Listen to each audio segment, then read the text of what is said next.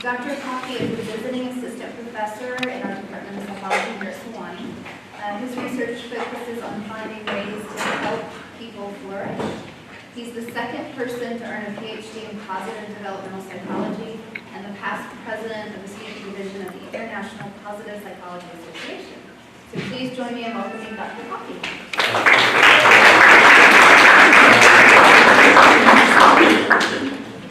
Okay, I hope you all can hear me. I'm going to avoid the microphone and containing myself to one spot, because my students will probably realize that I move around the classroom a little bit more than some of them that are here today. And try to avoid not yelling at you too much. But flow is a pretty exciting topic that everyone can relate to. I promise you all have experienced flow. Now some of you may experience it more than others. Some a little less, but that's what we're going to talk about today. How can we build flow opportunities in our lives? How can we break down some of those barriers and hopefully experience more flow in your life? So, what is flow?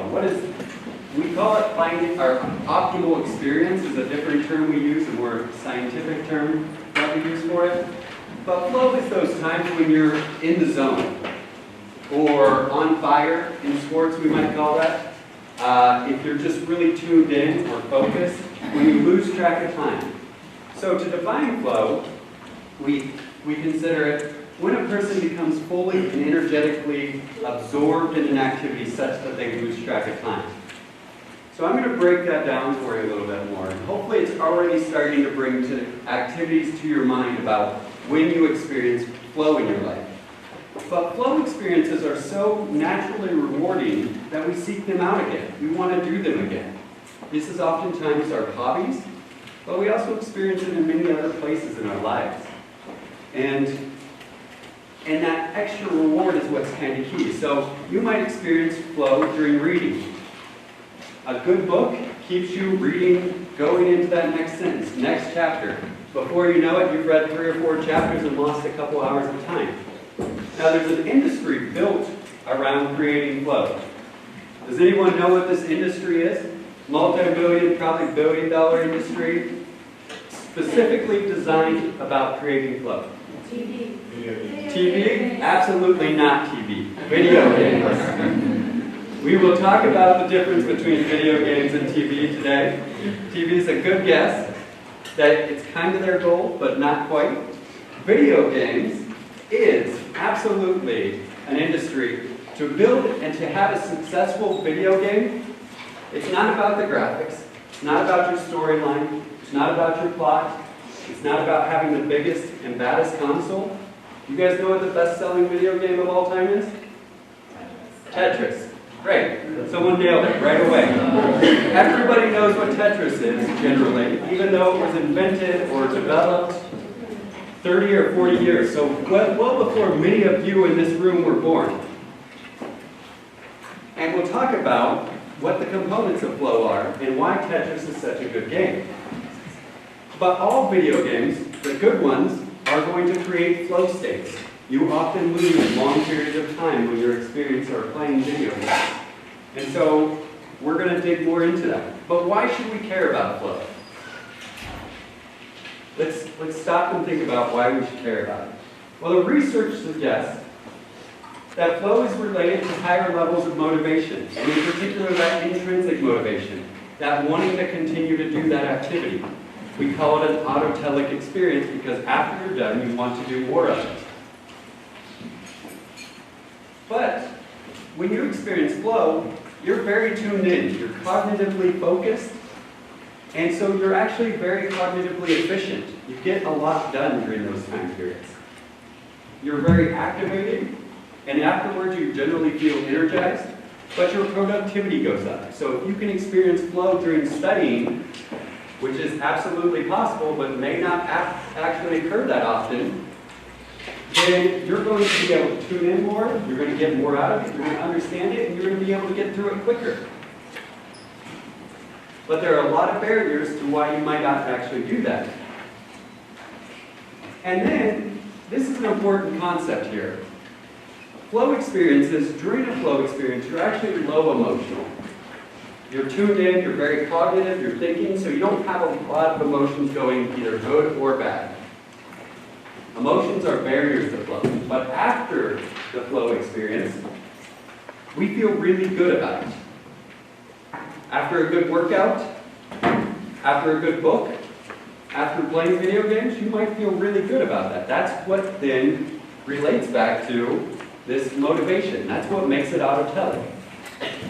So people that we consider having autotelic personalities, people that experience much more flow, and some people are really good at doing activities and experiencing flow throughout their days, they actually have much higher levels of life satisfaction and greater overall well-being. So there's a lot of science that suggests this is really helpful in a number of different ways. So when and where can you experience flow? Well, that's answer is wide open. So maybe it's playing music, maybe it's being the conductor of an orchestra, maybe it's just listening to music. Or it can happen in any other range of areas. So running, playing sports, runners we talk about getting tunnel vision, or runner's high where you just tune in. Basketball, being in the zone or on fire, are terms that we use to relate to it in sports. But it actually happens, and it can happen in other leisurely activities. So a good conversation with someone. How many of you have met up with a friend, sat down for dinner, and then it's 3 or 4 hours later? Those are the best conversations when you're catching up with people. That's a good chance that you were having a flow experience where you just lost track of time entirely. We really like those. How do we get more of those in our lives? It can happen in intimacy. It can also happen in other areas like work. So in actuality, the research suggests we're much more likely to experience flow at work than we are in leisure time. So in our recreational hobbies, we experience much less flow than we do at work. And when we break down the components of flow, we'll start to understand some of that why. The other time, we break it down into a third area, is maintenance activities. So maintenance activities are another time when we experience a lot of flow. Maintenance activities are the day-to-day kind of activities you have to do to kind of put your life together. So cleaning is a maintenance activity where a lot of people, I see some heads nodding, experience flow. Driving is another one of those. Cooking. Cooking is one of my maintenance activities where I experience a lot of flow. So when I'm cooking and I'm really tuned into it, I actually start making a lot of sound effects, and that's probably when you can tell I'm in flow. And I'm not talking like April Lagasse, like boogie type of sound effects, but mine are probably more video game-like, I guess. But and a different example I use that students often relate to, especially grad students, but I think undergrads probably have this experience too, is when you're sitting down, you're studying, it's not going very well, you're not focused on it, and then you look up and something distracts you. Maybe there's a cup, you just got done eating lunch or something, so you're like, all right, I'm going to go wash this cup. You go to the kitchen, or you go wash the cup out. Pretty soon you wash all the dishes in the sink. Now you're cleaning the stove, you're cleaning the microwave, and your house or your apartment or your dorm room looks spotless.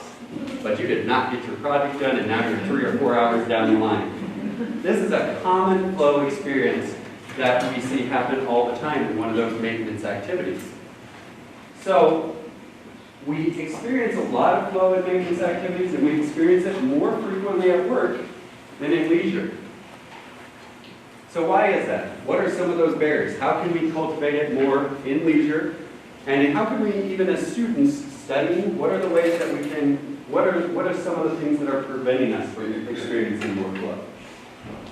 That's what we're going to talk about. But first I want to stop and slow down and give you all a chance to identify, hopefully you've had some ideas come to your head. I want you to take at least the first 30 seconds, minute right now, and think about past flow experiences or current flow experiences that you really like, that those experiences you have very often, and or even things that maybe you want to be a flow experience or experience more often. So think those to yourself, maybe make a list.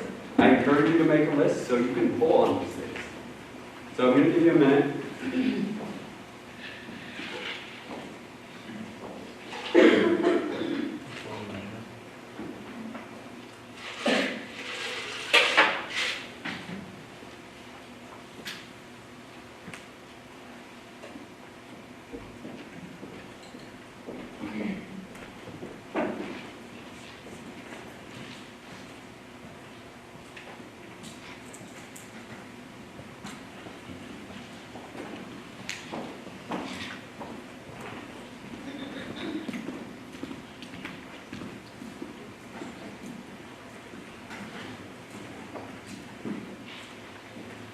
Okay, now I want you to at least talk with the people around you. Maybe discuss what some of your flow activities were, what some of the others. Maybe you'll hear ideas, or maybe you'll think, wow, I wish that could be a flow activity for me. So go ahead and have a conversation with the people around you. See if you see other ideas.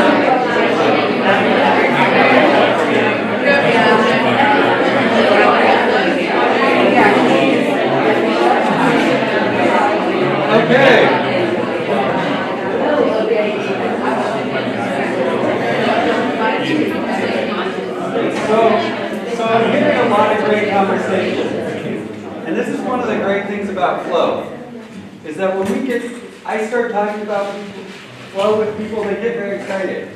You can interact and you can connect with, even if you're sitting next to someone you don't know very well. You can relate and discuss different flow ideas. Does anyone want to share something, a flow activity that they might experience that we didn't talk about or even did talk about? Yes? Online shopping. Online shopping. Okay. Online internet use is very oftentimes pulls you in, and you can do a lot of those things where you can lose a lot of time very quick, and it's a lot of those online activities. Okay, great. What else? Driving. Yes. Driving is very good, and I'm going to use that example probably in a little bit to kind of talk about some of the ways that it occurs. Anything else? Anyone else want to share any last one? Reading. Reading, okay. It's very common, one of the most common kind of flow activities that we often forget about or move away from in our lives as we get older. We don't do as much pleasure reading. Showering, okay. Yeah, so another one of those maintenance activities that can be very, you could just kind of lose yourself. Some people do a lot of their best thinking in the shower, those type of things. So good. Any last ones? Painting. Painting? Yeah, great. Painting's a perfect example. Just let me go into the next slide. So, I'm going to start walking you through some of the components of flow. This is Mihai Csikszentmihalyi. We call him Mike. I call him Mike. Mike is one of my collaborators and mentors, but he's the person that discovered flow. And flow, how did he do that? He did it he was interested in studying curiosity. And so he started studying curiosity, and he wanted to see who are the most curious, kind of creative people that he could think of. So he went in and started studying artists and painters. And that's when he started to see these painters that would lose themselves and paint all afternoon or paint for 10 hours on a time and just not be worried about it, but be totally thrilled about the experience afterwards. So he started to see that in painting, but wanted to see, does this occur in other places? And that's where this idea of flow started to be studied. So he started with those people, but he started to identify the different dimensions of flow.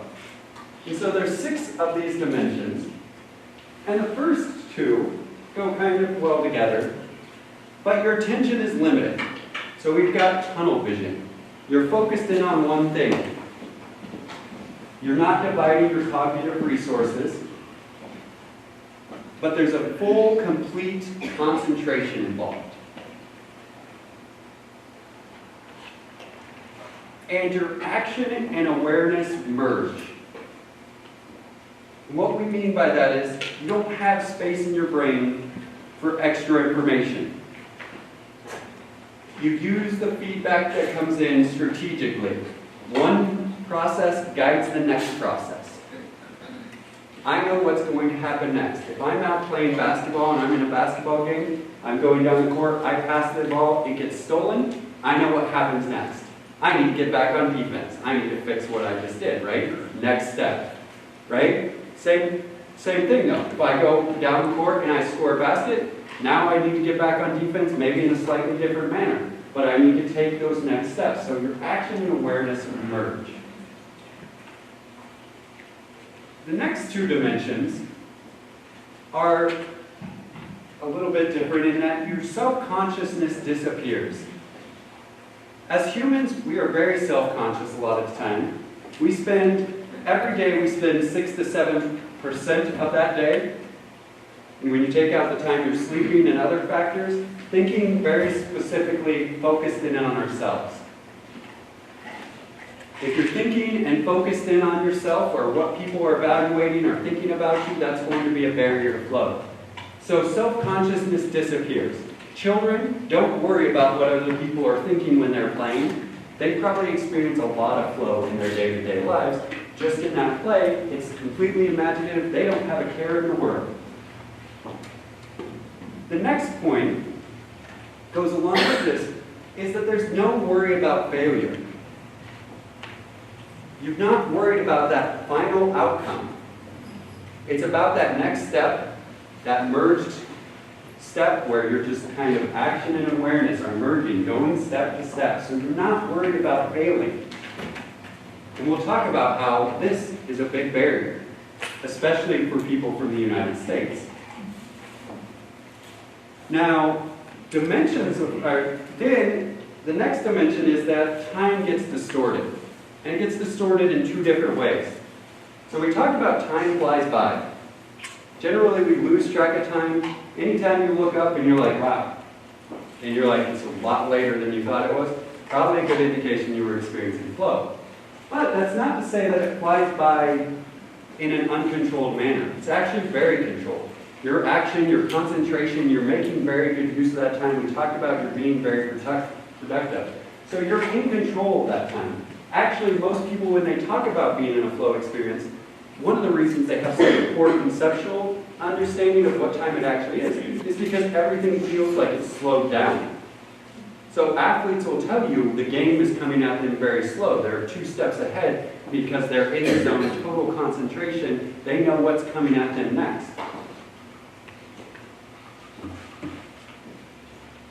Finally, the final dimension is that experience is very rewarding.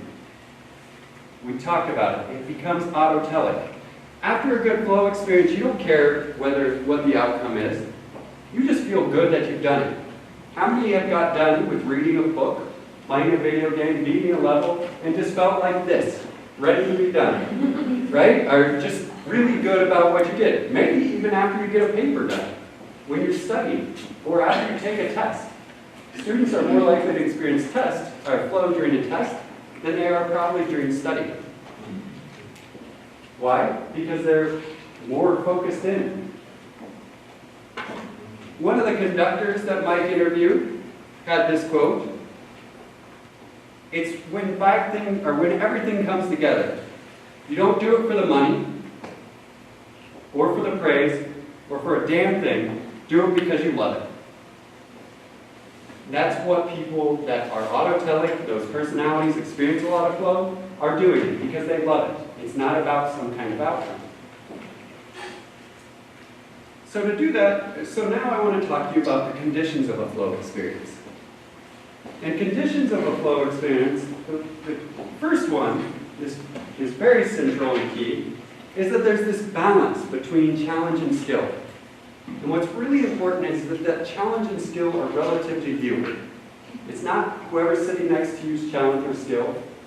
It's not anyone else's. It's very relative to you. So even if you're a novice, if you're new at something, you can still experience flow as long as it's not overwhelming you.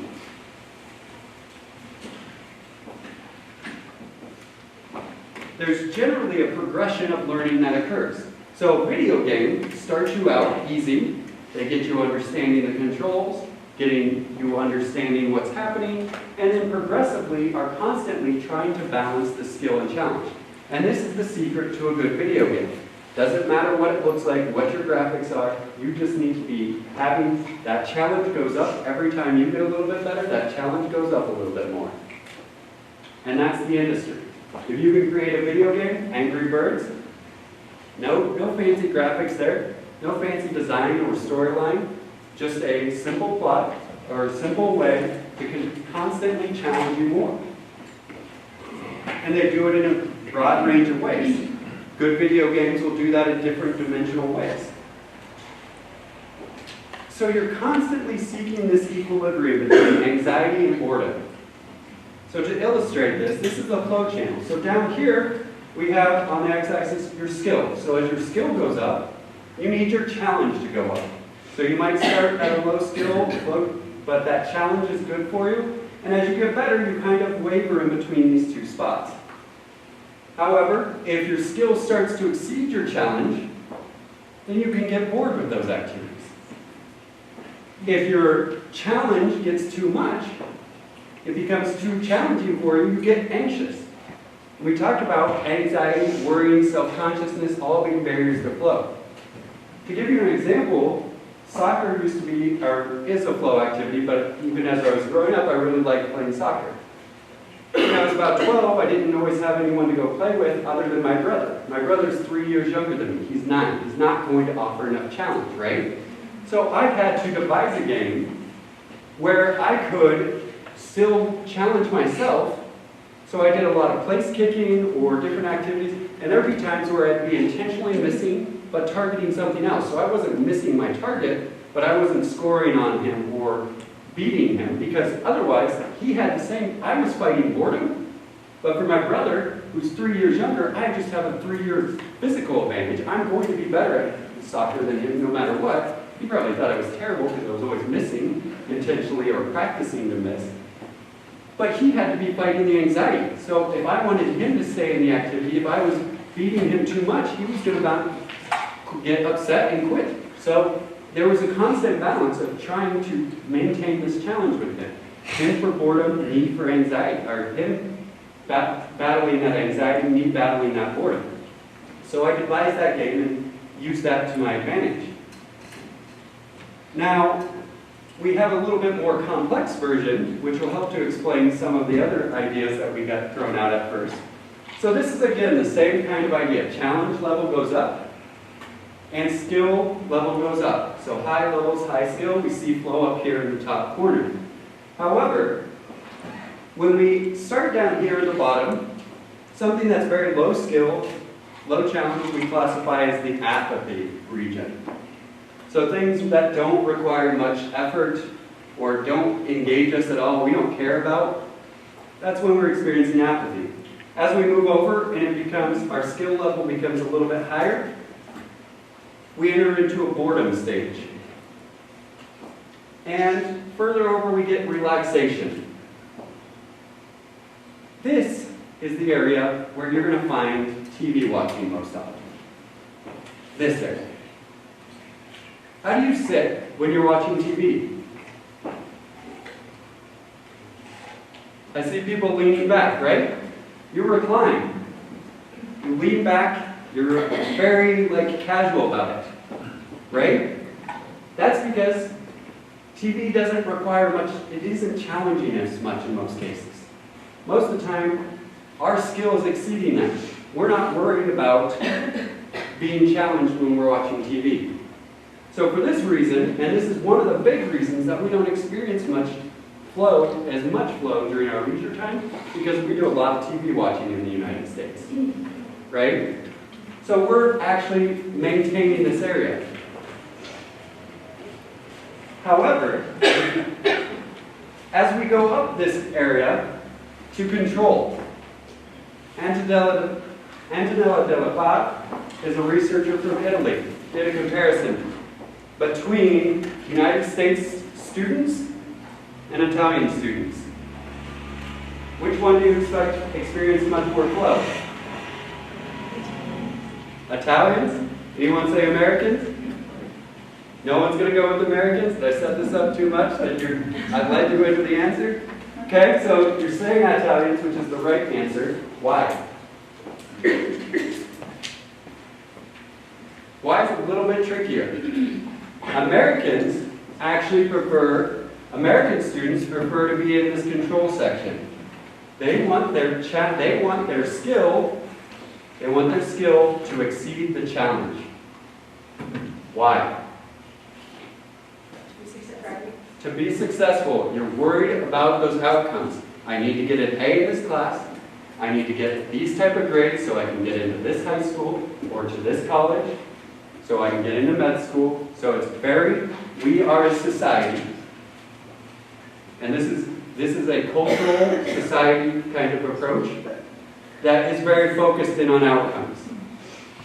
And this dates back hundreds of years to the founding of the United States. We focus in on outcomes. I've had a conversation with Antonella about this because I was very intrigued by it. It's one of these areas of intrinsic motivation. Why do American students want to be in that control mode? Examples of this, when you're going to rate my professor, or you go meet a couple of your friends down the hall that have already taken intro psych, and you say, there's 4 professors. Who should I take? They're like, well, this one's really hard, this one's really easy. Which one do you take?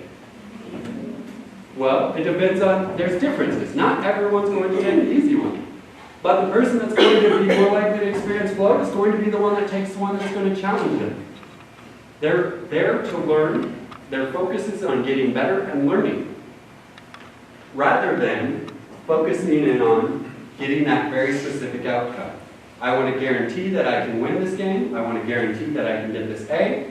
I want to guarantee this outcome. So I'm going to take less of a challenge, even if it means I don't learn and gain as much from this.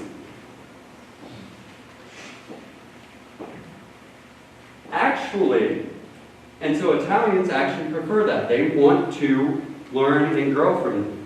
And this may be what helps to explain some of the differences between how well Americans perform on international math and English testing scores, because we're trying to always maintain that outcome and that control and not pushing ourselves as much in certain cases. So that may help to explain it. But in actuality, you want to actually, the best flow experiences is when that challenge slightly exceeds your skill. So when you have to play up in sports, when you are getting pushed, so that video game is challenging you more, it's dialing you in. They did this research, Mike and a number of others, with online chess players. The chess community online has a very sophisticated ranking system. We see it in other online gaming activities. But if you play someone that's much better than you and you win, your ranking goes up. If you play someone that's a little better than you and you win, your ranking goes up, but not quite as much. If you play someone that's much worse than you and you win, your ranking doesn't change much, or it may even go down if they played really well. So it takes into the factors in how well you played. And so the chess players that are really experiencing the most flow are the ones that are challenging someone just a little bit better than them. And they actually have a term for losing in those matches. Losing pretty is what they call it when they lose a game where they've done really well, they're really happy about how they played, they feel like they've learned, they're like, okay, this person is matching and beating me in this way, I can learn from this moment, and I'm going to grow from it, and they feel better about it. And they have no problem with losing in that situation. Whereas in the US, we don't want to be the loser, right? We want to protect that opportunity. So the chess players, there are some that try to maintain this control. And so who are they picking to play? People with lower rankings. Because they want to validate their own score, they want to get that outcome, they want to make sure that they can win.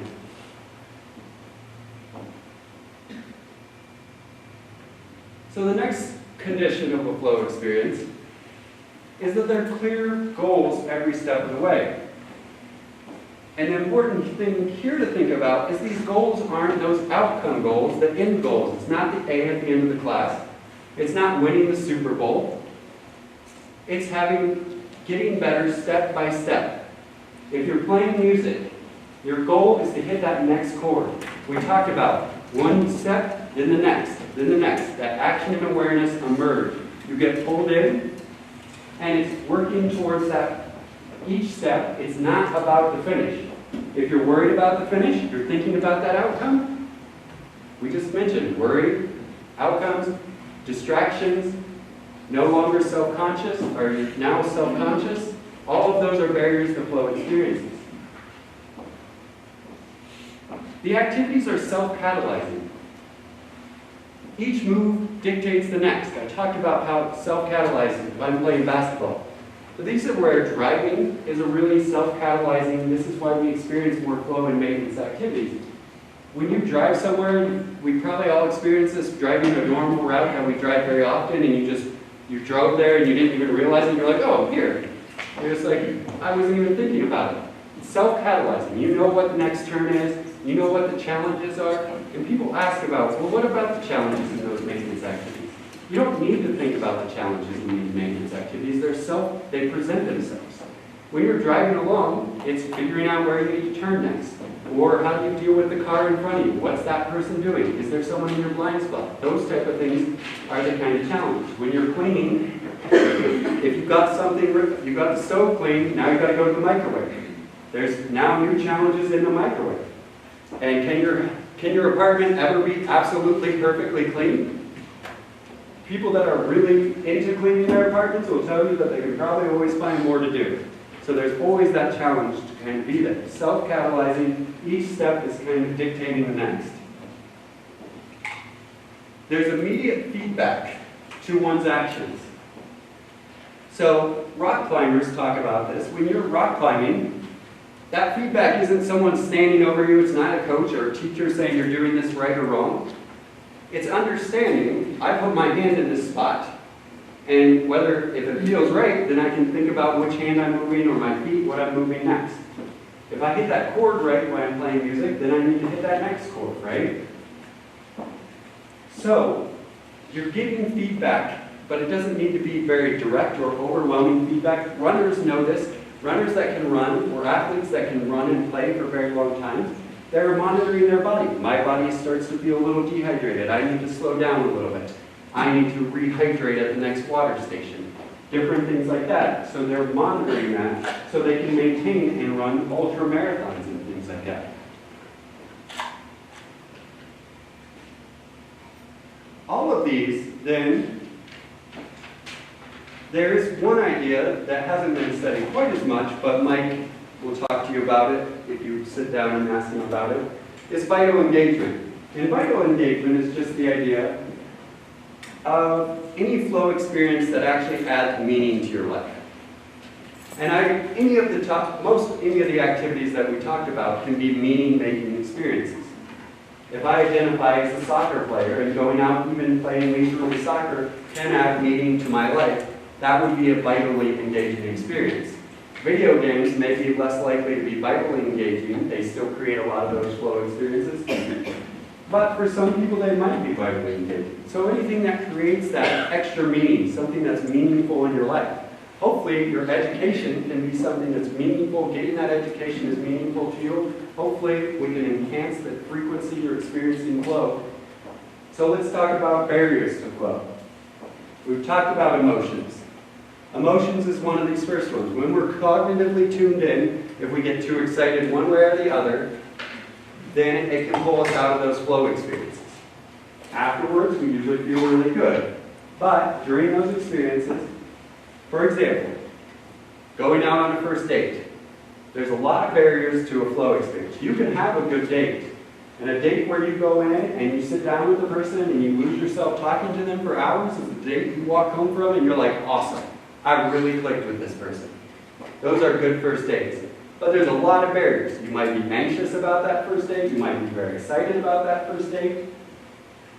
Any of those things can be barriers. You might also have very much a lot of cognitive thoughts about that. You might be thinking about what does this date mean? Is this someone that's been really important? So if you're thinking about those outcomes, if you're too focused in on winning a game or winning the Super Bowl, where you don't pay attention to the short term or you're getting frustrated, a lot of times those are going to be barriers to your flow experiences.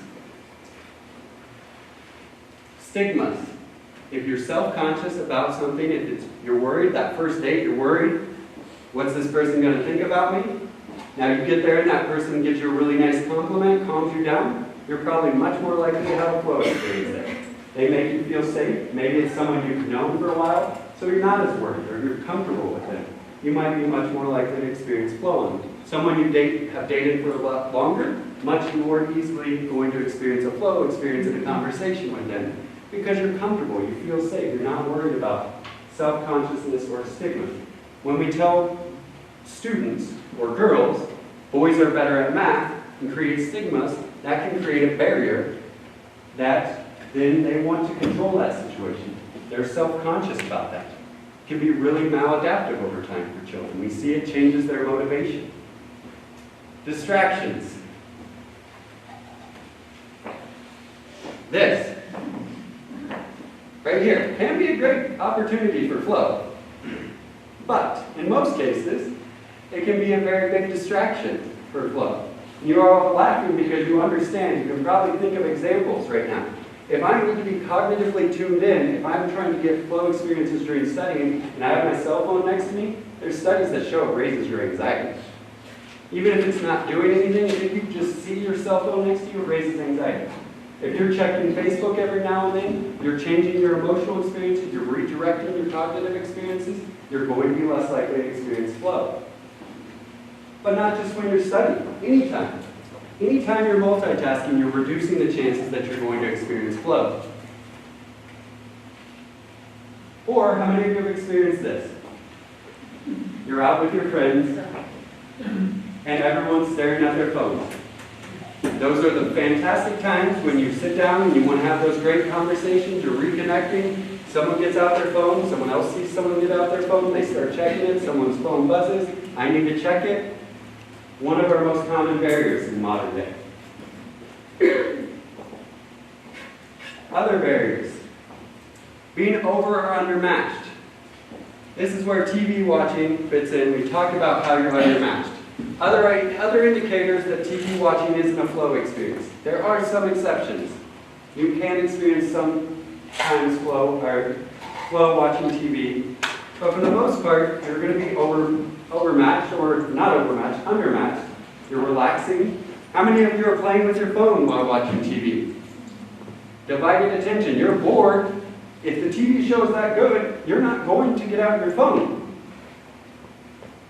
If you're totally tuned in, this is what drives parents nuts about video games. Ask the parents. Ask your parents, if you were playing video games, they're like, take out the garbage. You don't hear it. Sports athletes are totally tuned in. They don't hear the crowd noise. They don't hear what's going on around them. Those are when they're experiencing flow. So TV watching, if you're very relaxed, another major barrier to TV watching that we can eliminate a little bit more in our society with DVRs and things is commercials. Because as soon as even if you get tuned into a show, you're watching it and all of a sudden, now you're really into the show and now all of a sudden someone's shouting at you about buying cereal.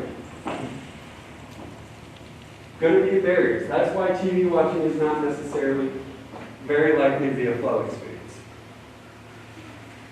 If you have other responsibilities, if your mind is somewhere else, parents, oftentimes, I've got to get to my kid, I've got to pick this up, I've got to get this done. Students, if you're sitting there studying but you want to be at the party, you check Facebook, you see all your friends out having fun, now you've got other responsibilities, other things you're thinking about. Those are going to be barriers. Lack of planning your time. So if you're just short-timed, if you try to do something, it's going to be a potential barrier.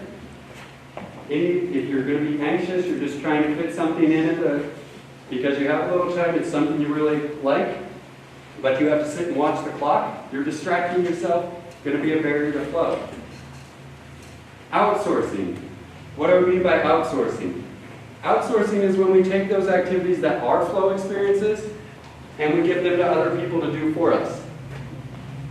So if cleaning is a good flow experience for me, but I hire someone to come in and clean my house, I may be losing that opportunity, and there's someone else cleaning my house that's fantastic, but I'm not going to get those benefits from one of my best flow activities. If I go out to dinner, if I like to cook a lot, but I go out to dinner or go get fast food or something along those lines, I'm outsourcing some of those things, some of those activities that could be potential flow activities. Now, if they're less meaningful, those may be the ones to outsource, and it may be worth the trade-off. Pressure. This is what we talk about, those outcomes. If I feel like I've got a lot of pressure on me, I have to get that certain type of score, those type of things, it's going to be a barrier. So as students, I encourage you to stop and refocus as you're studying. You pick your majors here. You pick your classes. We're helping you, we're giving you readings, but remember, these are things that you want to know about and learn about. And as professors, we want to see you getting better at them. We're way less concerned about grades than you, and I know you guys are like, yeah, but grades matter way more to us. But if you're learning and getting better, you're going to understand the stuff, and you're going to get better grades, and it's going to come more naturally. You're going to enjoy it. If you're experiencing flow while you're studying, it's going to have all kinds of payoffs. So eliminate some of these barriers, and hopefully you can experience that much more. In adult life, in work, we experience a lot more flow because they're challenging us at work. We have to get these things done. Whereas how do we use our leisure time? So choosing how to use your leisure time. Are you choosing to watch TV? Or are you choosing to go do something that's going to induce flow? Those are all questions to think about.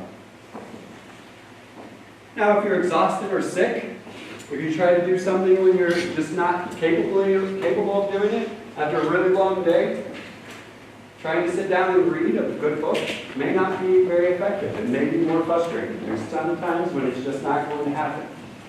If you're sick, some of these things aren't going to work. You try to go play sports while you're sick, it could be really frustrating. You're not going to be at your normal skill level, which could frustrate you and could even hurt and reduce that option that you're going to experience more flow as you get older. Okay, so we're almost done, but I want you to take a minute or two with the people around you now to discuss what are ways that you can add more flow to your life. Start to make a plan. Make a plan. What can you do today to go do a flow activity?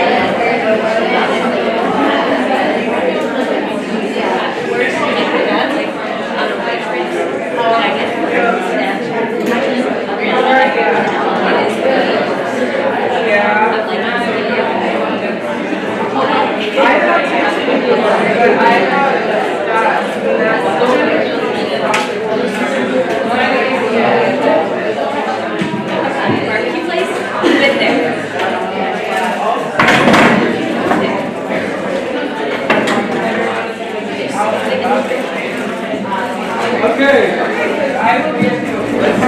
Let's wrap up. Did anyone have any profound ideas or just general ideas, thoughts of what you're hoping to go build more flow in your day with? Anyone want to share one of those? I guess I need to hire my house and start cleaning on a regular basis. Okay. And sometimes we do that. If we outsource them and we don't even realize that that's one of our flow activities now. If you don't like cleaning, yeah, so maybe that's a different issue. So you have to realize it. Is that actually been a flow activity for you in the past? Or how can you make it one? Yes? We're going to a party tomorrow that we're going to dance. Okay. All right, so dancing, Yeah. a very common flow activity. Now for dancing, I'm probably way too self-conscious while dancing, so not a very good flow activity for me, but yes. Leading to another question. What about when, like, what substances? When don't you think that when people are drinking or taking like non-alcoholic drugs and even prescription drugs like alcohol, is that a flow? Is it affected? Is it flow in the same way? Probably not quite. It might, in some cases, in some cases it makes you less self-conscious. So you're worried about the other areas around you as much. But we even talked about flow. There's studies about people who can get addicted to flow. Yeah, like adrenaline junkies, people that just constantly seek this out, where it can even be maladaptive and too much of it can be that way. So the other thing is when you use substances, and you might actually have a similar kind of losing track of time in a lot of these things, but also you have a hangover, or you don't feel very well the next day. And how many times have you experienced that where you drank or took some kind of substance and you feel terrible the next day and you're like, never doing that again? Now, you probably do it again, but it's not self-motivating. It's not nearly the same kind of experience. Nor is your cognitive focus and are you taking away from it nearly as much. So good question, but not at the same level. If we can do it substance-free, it's going to be a much better way to strategize. Other questions, thoughts before we break up? There's a couple book suggestions. So Mike has a couple on flow. The Mindsets book is all about intrinsic motivation, focusing more on getting better rather than focusing on getting outcomes. So those are two options. But if you have other questions, other thoughts, ideas, we have a few minutes. Yes? I have a question about how reading ends up being a flow. I do lose myself, but when I broke it down as far as challenge and my skill level, I consider myself reading to the time. So I don't, other than, what's the challenge in reading? If I'm reading a book for pleasure, not for something, what's Yeah. the challenge? So that's one important point. Don't overthink trying to experience flow opportunities.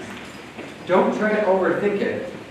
A good author is going to be challenging you to think about what's happening, right? A good story pulls you in. What's next? I'm trying to figure it out. Was that a clue? Does that tell me more about it? Does that get me more into it, right?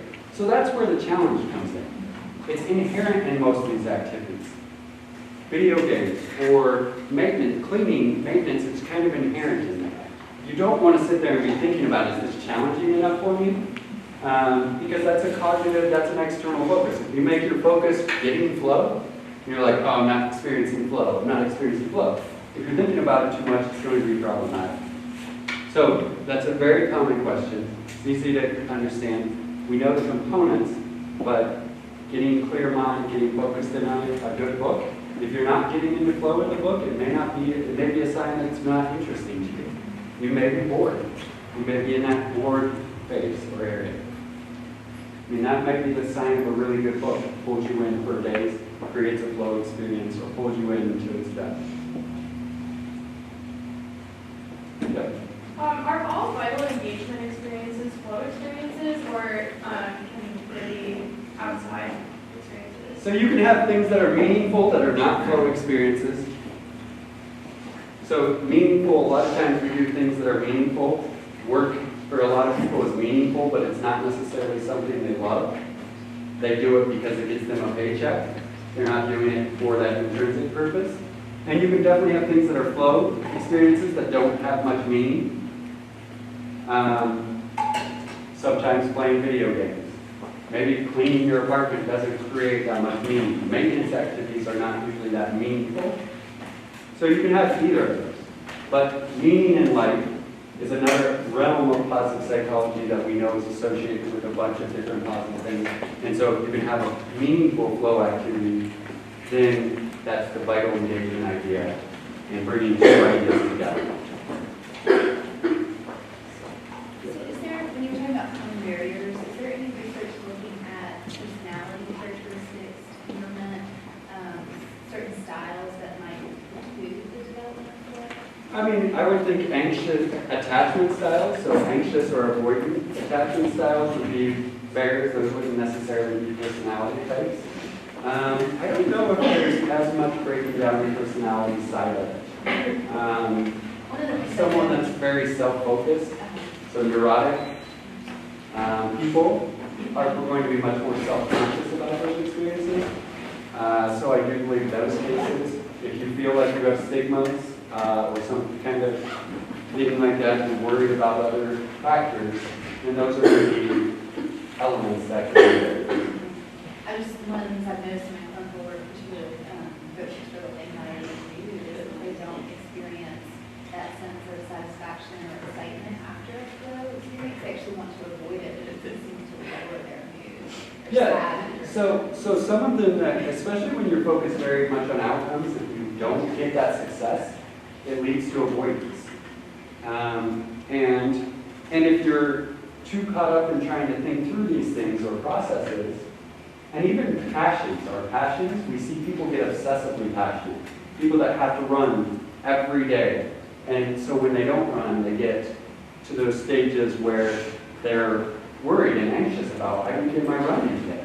And it's like, didn't hurt your fitness. I know you can go out and run 20 miles right now if you need to.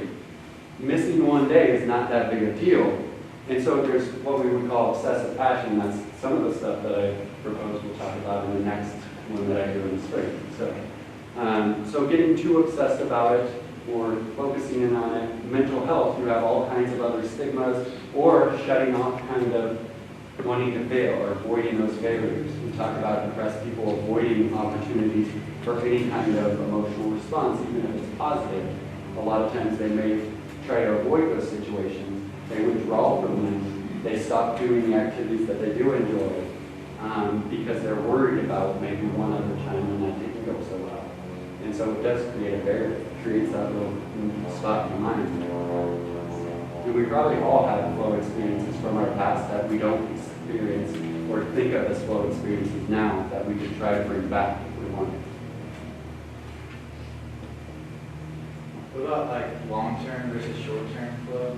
You kind of use the like winning one game at a time versus like winning the Super Bowl. So I don't know how like Not one game at a time.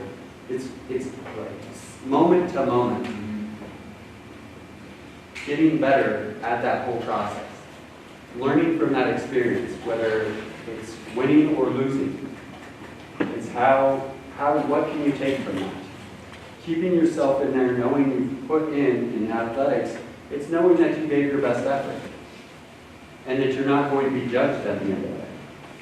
Big athletes, we talk about when they start talking about their money, or how much money they're making, or being the highest paid player in the league, or something like that, we oftentimes see them, and they might shift away from experiencing flow as much. Which changes their mindset and reduces those chances for flow. And that can happen any step of the way. Or it happens with children that their parents are really focused in on after the sporting event. Did you win the game? How many goals did you score? Well, now those are the outcomes that I internalized.